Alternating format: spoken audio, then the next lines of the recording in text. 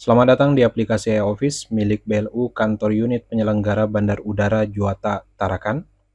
Di video kali ini kita akan membahas cara penggunaan submenu Silabu pada menu keuangan dan tata usaha. Baik, langsung saja kita akan login menggunakan salah satu akun admin yang bisa mengakses menu keuangan dan tata usaha. Langsung kita masukkan username dan juga passwordnya. Kemudian apabila berhasil masuk, kita langsung ke menu keuangan dan tata usaha. Nah, di sini terdapat submenu Silabu. Jadi sebenarnya menu Silabu ini dipergunakan untuk memvalidasi nota tagihan ya. Jadi ini berhubungan dengan pembayaran yang dilakukan oleh instansi atau debitur yang menggunakan jasa layanan di Bandar Udara Juwata Tarakan. Jadi langsung saja kita klik submenu Silabu ini.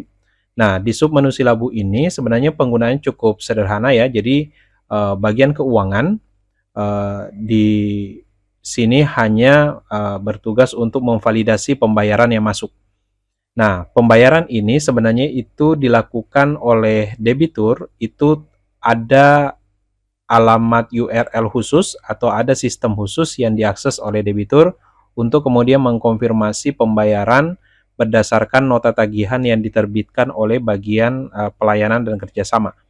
Jadi sebenarnya ini berkaitan dengan beberapa bagian yang lain ya. Jadi penerbitan nota itu dilaksanakan di bagian pelayanan dan kerjasama.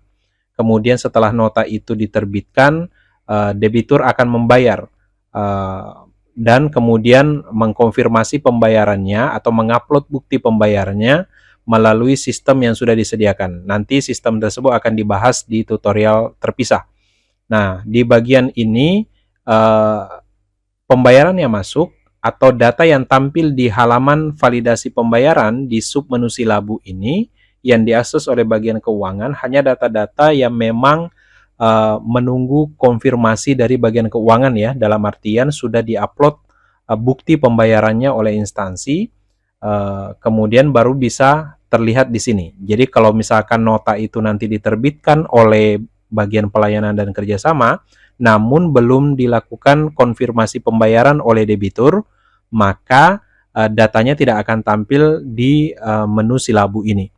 Nah, setelah debitur membayar, kemudian mengupload bukti bayarnya di sistem terpisah ya, nanti kita akan bahas tutorial terpisah terkait itu. Nah, maka data atau informasi tersebut akan tampil di halaman ini. Nah, oleh bagian keuangan, di menu atau submenu Silabu ini tinggal melihat di sini ada validasi pembayaran ini menampilkan data-data pembayaran yang menunggu konfirmasi. Jadi nanti bagian keuangan akan melakukan pengecekan. Di sini bisa melihat bukti bayarnya ya. Jadi tinggal diklik, nanti akan tampil bukti bayarnya di sini. Misalkan ini sebagai contoh saja. Dan apabila bagian keuangan menganggap pembayarannya valid, maka bagian keuangan ini nanti akan mengklik tombol konfirmasi yang ada di kolom action ini. Nah, ini apabila diklik, kemudian nanti akan tampil seperti ini. Maka di sini di bagian bawah pilihannya ada pembayaran diterima, kemudian ada pembayaran ditolak, ataupun kembali. Nah, kalau misalkan pembayaran diterima, maka di sini tinggal mengklik tombol diterima. Nah, apabila muncul pop-up konfirmasi seperti ini, maka tinggal klik tombol ya. Nah, maka pembayarannya sudah dianggap valid. Gitu ya. Nah, tadi ada menu atau tombol ditolak ya. Jadi kalau misalkan ditolak, maka nanti akan bisa memberikan alasan penolakan. Jadi nanti tinggal diinputkan alasan penolakannya.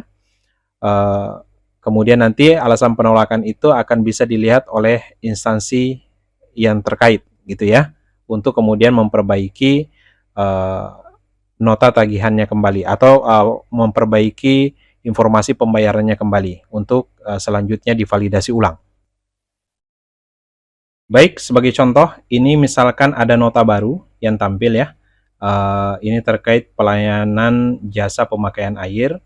Nah, di sini menunggu konfirmasi, maka nantinya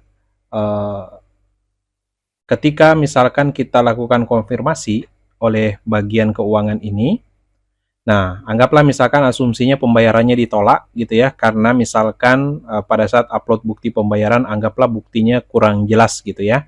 Nah misalkan di sini kita klik tombol pembayaran ditolak, maka nanti akan meminta alasan penolakan. Nah, di sini nanti harus memasukkan informasi penolakannya. Misalkan bukti pembayaran kurang jelas.